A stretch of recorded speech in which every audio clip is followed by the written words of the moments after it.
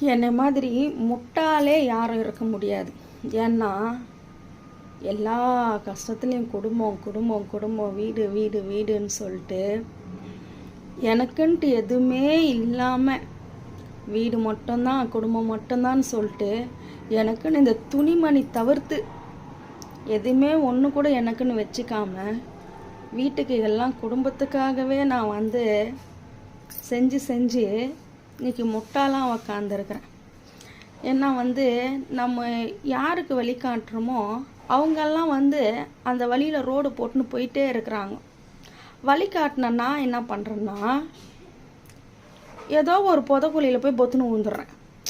இந்த மாதிரி தான் நம்ம வழி காட்டுவோம், ரோடு போட்டுட்டு அவங்க ரூட்டில் போயிட்டே இருப்பாங்க.